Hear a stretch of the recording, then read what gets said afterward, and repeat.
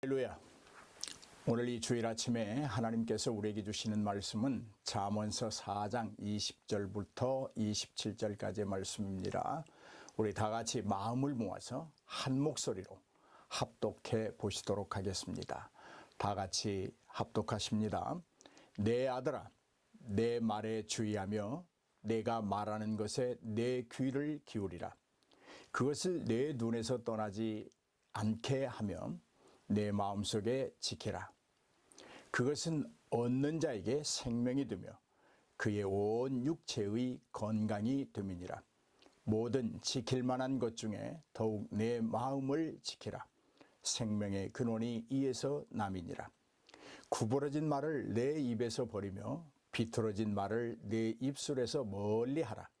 내 눈은 바로 보며 내 눈꺼풀은 내 앞을 곧게 살펴 내 발이 행한 길을 평탄하게 하며 내 모든 길을 든든히 하라.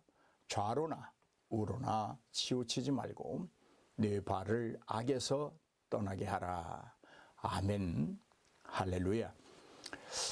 사실 우리말 성경 중에 교회가 선포하고 예배 드릴 때에 사용하고 있는 개역 개정 성경은 좀 이해하기 어려운 면이 있는 것이 사실입니다. 어떤 의미에서 그러냐고 하면 어차피 성도들이 성경을 대하면서 이해하기 쉬워야 하고 깨닫기 쉬워야 한다는 측면에서 드리는 말씀입니다. 다시 한번 말씀합니다. 우리가 지금 사용하고 있는 성경이 잘못되었다 이런 의미는 아닙니다. 이런 의미에서 새번역 성경으로 본문 말씀을 다시 한번 합독해 보겠습니다. 천천히 합독하시면 개역 개정보다 조금 더 이해하기가 쉬울 것입니다. 다 같이 합독하십니다.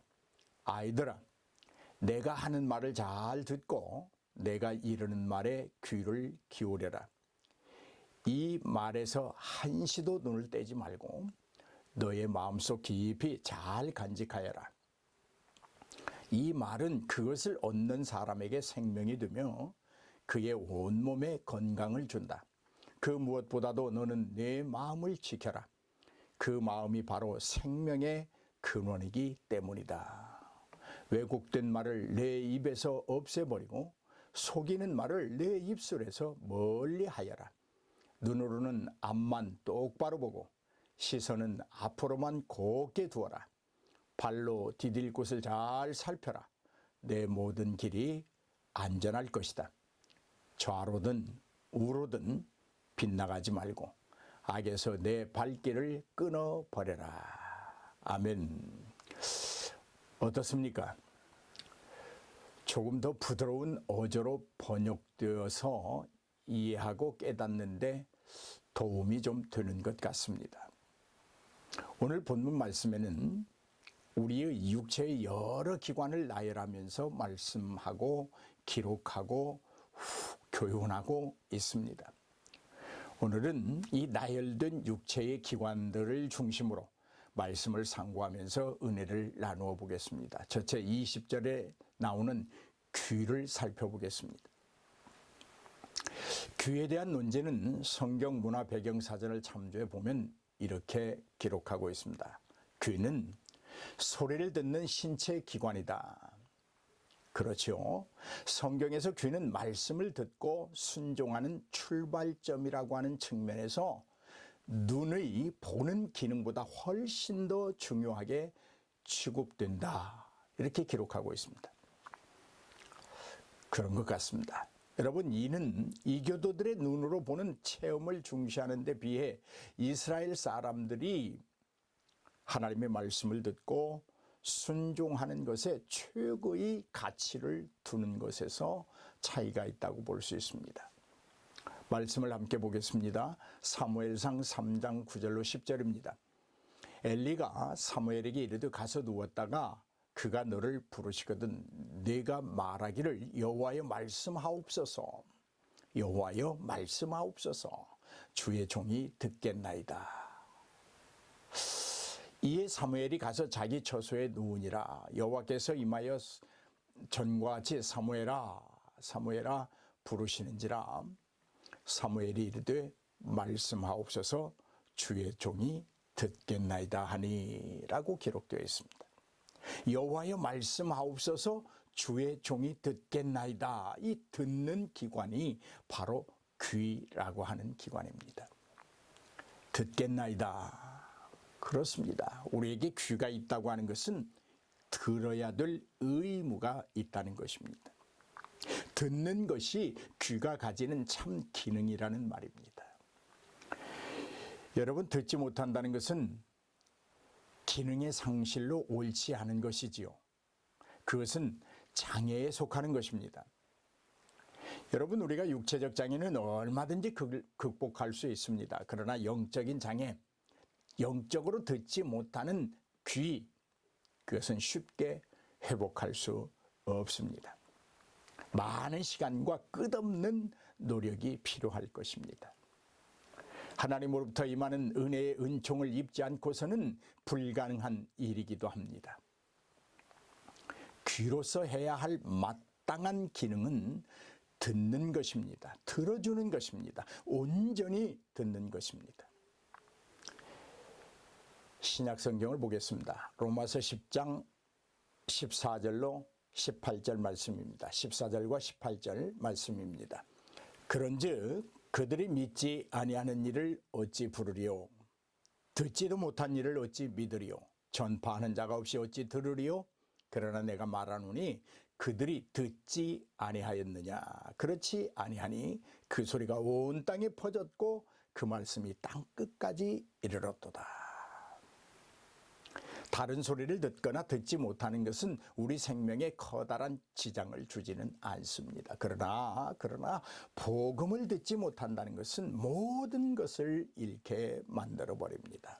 복음을 듣지 못하는 자는 예수 그리스도를 부를 수 없기 때문입니다. 그런데 여러분, 재밌는 것은 이렇게 좋은 들을 수 있는 귀를 가졌음에도 듣지 않으려는 귀들이 있다는 데 문제가 있습니다. 특별히 복음에 대하여 더욱 거부 반응을 보이는 귀들이 있습니다.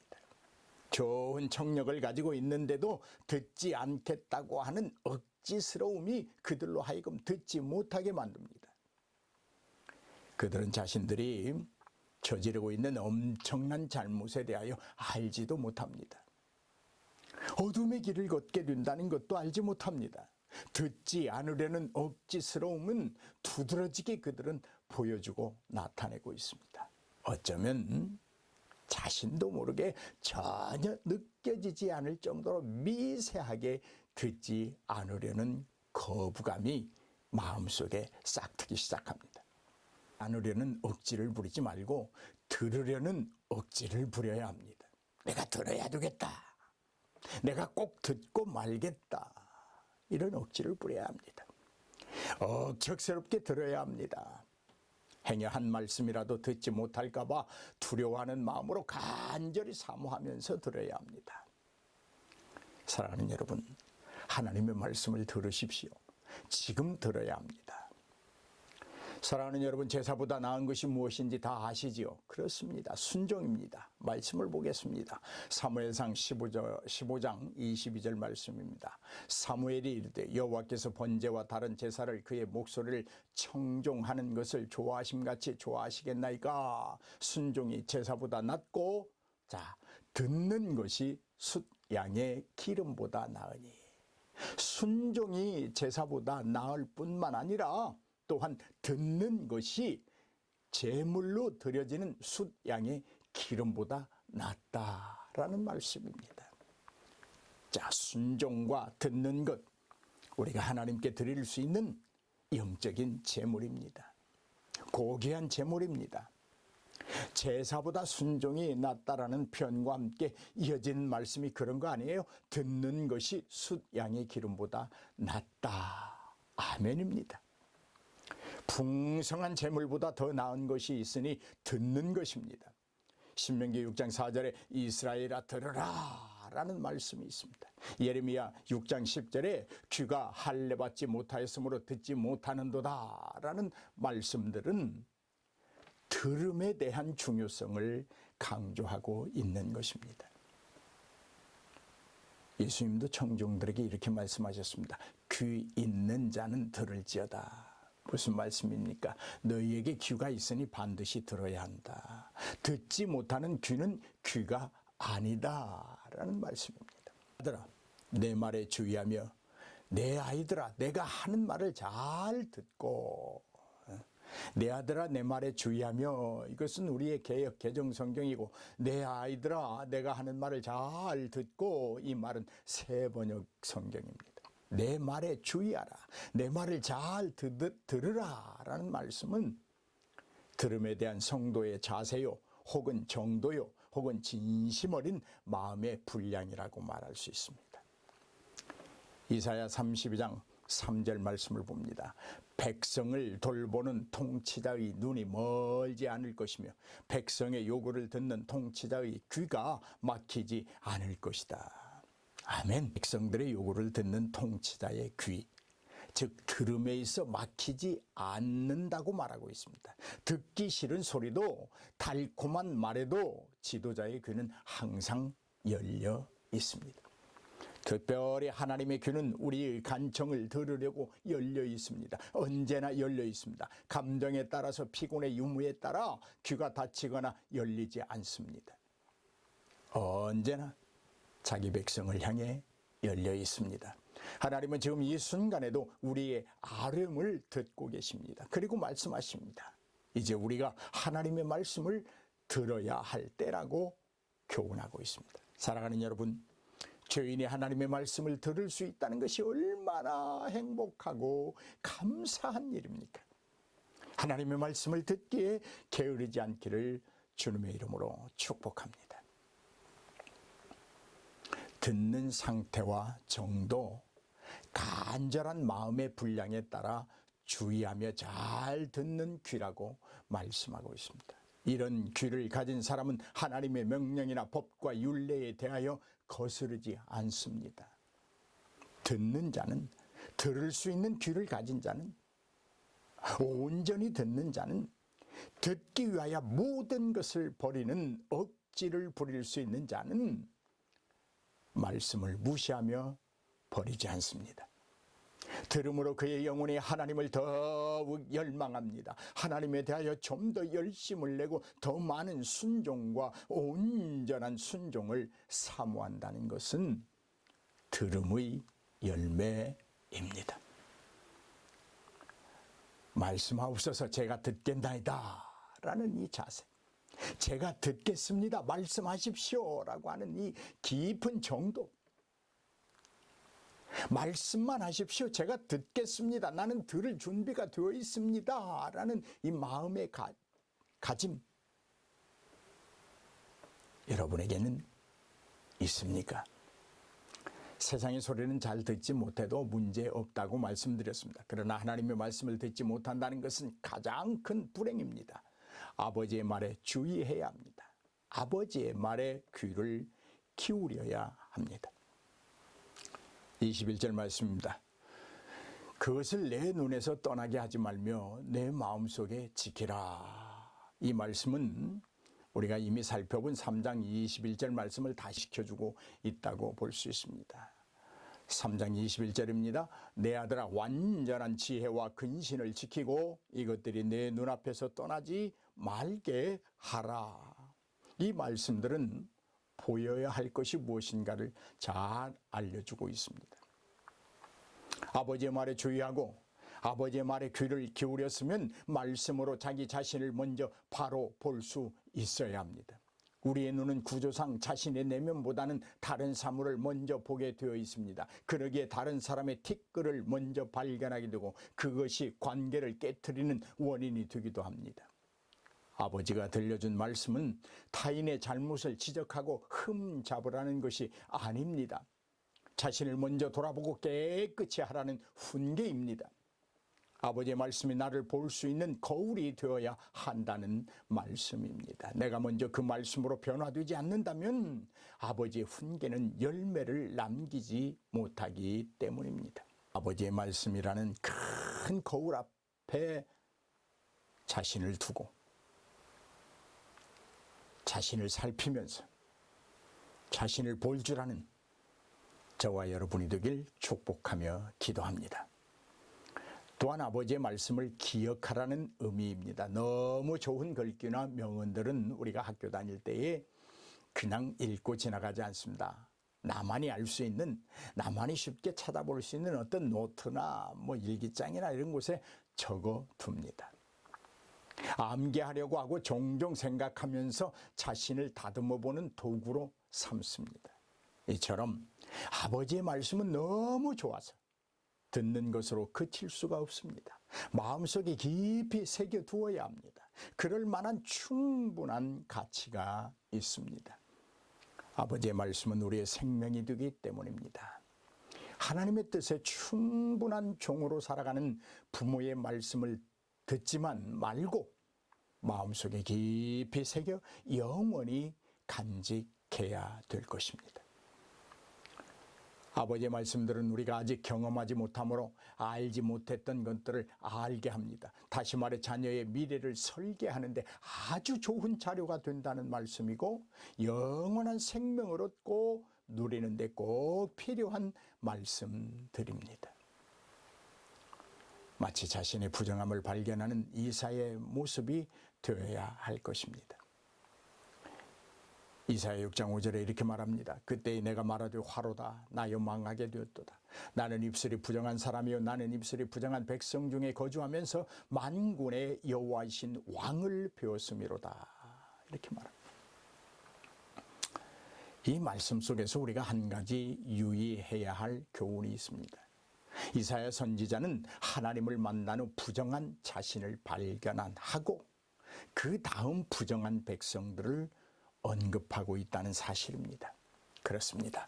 하나님의 말씀을 진정으로 듣고 자기의 눈을 올바른 곳에 두고 자기를 볼 줄 아는 눈을 가진 사람은 하나님의 말씀에 비추어 볼 때 자기의 부정을 먼저 발견하게 되는 것입니다. 절대로 다른 사람에게 먼저 눈을 돌리고 손가락질하지 않습니다. 내가 부정한 사람입니다. 이 다음에 나는 부정한 백성들 속에 살고 있습니다. 이 고백인 것입니다. 그렇습니다. 아버지의 말씀을 듣고 주의하는 사람은 자신을 알게 됩니다. 그 이후에야 진정으로 이웃을 알게 되는 과정을 충실하게 밟아 나갑니다. 적을 알고 싸우면 승리할 수 있습니다. 자신을 알고 이웃을 보면 사랑의 사람으로 온전해질 수 있다는 것입니다. 이제 여러분의 들보를 먼저 발견할 수 있기를 바랍니다. 22절 말씀입니다. 그것은 얻는 자에게 생명이 되며 그의 온 육체의 건강이 됨이니라. 아버지가 교훈하시는 이유입니다. 자녀에게 온전한 생명을 전하려는 것입니다. 자녀의 삶이 온전히 건강하기를 원하는 아비의 마음입니다. 그렇습니다. 아버지에게 주어진 가르침의 권위로 결코 자녀를 힘들게 하거나 자녀를 억압하는 도구로 사용하지 않습니다. 모든 아들을 위하여 교훈합니다. 23절 말씀입니다. 모든 지킬 만한 것 중에 더욱 내 마음을 지키라. 생명의 근원이 이에서 남이니라. 이제 아버지는 영원한 생명과 육체의 건강, 즉 삶의 풍요를 얻기 위해 아들에게 몇 가지 주의해야 할 점을 교훈하고 있습니다. 그 첫 번째로 마음을 지키라고 말합니다. 지키라는 말은 빼앗기지 말라는 말의 긍정입니다. 지키라는 말은 빼앗길 수 있다는 가능성을 말하고 있습니다. 빼앗는 자가 혹은 빼앗기게 만드는 원인이 있다는 것을 암시하고 있습니다. 모든 것을 지켜야 하겠지만 그 중에서도 더욱 중요한 것은 꼭 이루어야 하는 것은 마음을 지키는 것이라고 말하고 있습니다. 세번역 창세기 6장 5절입니다. 주님께서는 사람의 죄악이 세상에 가득 차고 마음에 생각하는 모든 계획이 악한 것뿐임을 보셨다. 이렇게 말씀하고 있습니다. 지킬 만한 모든 것 중에 가장 먼저 지켜야 하는 것이 마음이라는 이유를 밝히고 있습니다. 세상이 죄악으로 가득 차 있습니다. 선을 찾으나 선은 그림자도 보이지 않습니다. 세상에 죄악이 가득 찼다는 것은 성도들에게 최악의 비상사태입니다. 마음의 거룩한 성을 빼앗기지 않도록 온 힘을 다하여 지켜야 합니다. 세상을 탓하고 있을 수 없습니다. 하나님을 진정으로 만난 자가 자신을 먼저 돌아보는 은총을 입는다면 우리 마음에서 우러나는 모든 계획이 악하다는 말씀에도 주목해야 합니다. 새 영을 얻고 풍요로운 삶을 원한다면 마음의 평안을 먼저 얻어야 하는 것입니다. 그런데 여러분, 이 마음의 평안은 죄를 떠나는 것입니다. 생각을 말씀으로 바로잡아가는 것입니다. 의지와 행위를 말씀으로 묶어놓는 것입니다. 그러므로 우리는 분명 마음을 지켜야 합니다. 세상은 악합니다. 세월은 빠릅니다. 지나가면 되돌릴 수 없기에 오늘 이 순간을 바르게 살아야 합니다. 후회 없는 삶을 살아야 합니다. 그렇지 않으면 다시는 돌아오지 않는 지난 시간을 한탄하며 회상하게 될 것입니다. 여러분, 우리는 마음 내키는 대로 따라가지 말아야 합니다. 눈이 좋아하는 대로 선택하지 말아야 합니다. 스스로 생욕에 빠지는 일이 없어야 합니다. 그렇습니다. 우리의 마음대로 할 수 있는 일은 하나님 앞에서 아무것도 없습니다. 오직 우리 마음대로 할 수 있는 일이라는 것은 온갖 죄를 짓고 계획하는 것일 것입니다. 사랑하는 여러분, 마음을 아름답게 사용해야 합니다. 마음으로 하나님을 찾되 마음을 다하고 성품을 다하여 찾는 것이, 이것이 마음을 지키는 것이요 성도의 본분입니다. 하나님의 말씀을 기억하고 잊지 않는 마음, 이전 것들이 아니라 새로워진 마음입니다. 새로운 마음은 우리가 만들 수 있는 것이 아닙니다. 하나님께서 성령을 통해 새롭게 변화시켜 주시는 마음을 말합니다. 사무엘상 10장 9절입니다. 그가 사무엘에게서 떠나려고 몸을 돌이킬 때에 하나님이 새 마음을 주셨고 그날 그 징조도 다 응하니라. 하나님께서 새 마음을 주셨다. 오늘 여러분에게 하나님이 주시는 새 마음이 가득 차기를 주의 이름으로 축복합니다. 새로운 마음이란 회개한 자에게 주시는 하나님의 선물을 말합니다. 마음뿐만이 아니라 본성적인 변화를 이루게 합니다. 그러므로 새로운 마음이란 성령으로 비롯되는 새 영과 같은 것입니다. 그런즉 누구든지 그리스도 안에 있으면 새로운 피조물이라. 이전 것은 지나갔으니 보라 새 것이 되었도다. 고린도후서 5장 17절 말씀. 마음뿐만 아니라 본성적인 변화가 일어나는 것입니다. 새 마음과 새 영이 임할 때 완전한 새 사람으로 하나님의 일을 이루어 가게 됩니다. 에스겔서 36장 26절로 27절 말씀입니다. 또 새 영을 너희 속에 두고 새 마음을 너희에게 주되 너희 육신에서 굳은 마음을 제거하고, 새 영과 새 마음을 하나님께서 우리에게 주심으로 우리 속에 있는 육신의 굳은 마음을 제거하게 하신다는 말씀입니다. 그리고 그 굳어버린 마음들을 부드러운 마음으로 바꾸어 줄 것입니다. 이렇게 말씀하십니다. 부드러운 마음을 줄 것이며 또 내 영을 너희 속에 두어 너희로 내 율례를 행하게 하리니. 그렇습니다. 새 영으로 거듭난 사람, 하나님이 주시는 새 마음을 받은 사람, 굳은 마음이 제거된 사람, 그 자리에 부드러운 마음으로 가득 찬 사람은 반드시 하나님의 율례를 행하게 됩니다. 그리고 하나님의 규례를 지켜 행하게 됩니다. 할렐루야. 레위기 19장 17절에 보면 이렇게 말씀하십니다. 너는 동족을 미워하는 마음을 품어서는 안 된다. 새 영으로 새 마음을 받은 사람, 굳은 마음이 제거되고 부드러운 마음으로 가득 찬 사람, 하나님의 율례와 규례를 지켜 행하는 사람에게는 미워하는 마음을 품어서는 안 된다. 이렇게 말씀하십니다. 이웃이 잘못하면 너는 반드시 그를 타일러야 한다. 그래야만 너는 그 잘못 때문에 질 책임을 벗을 수 있다. 동족을 미워하는 마음을 품어서는 안 된다. 하나님은 우리에게만 마음을 쏟고 계신다고 말씀하십니다. 그 마음으로 우리를 선택하셨다고 말합니다. 신명기 10장 15절입니다. 하나님의 마음을 보십시다. 그런데 주님께서는 오직 당신들의 조상에게만 마음을 쏟아 사랑하셨으며 많은 백성 가운데서도 그들의 자손인 당신들만을 오늘 이처럼 택하신 것입니다. 하나님께서 우리의 조상들에게 마음을 쏟고 그 마음으로 오늘 우리를 택하셨다고 말합니다. 할렐루야! 이 얼마나 감사한 일입니까? 하나님이, 절대자이신 하나님이 우리에게 당신의 마음을 쏟아 붓고 있습니다. 하나님의 뜨거운 마음은 우리를 향해 쏟아지고 있습니다.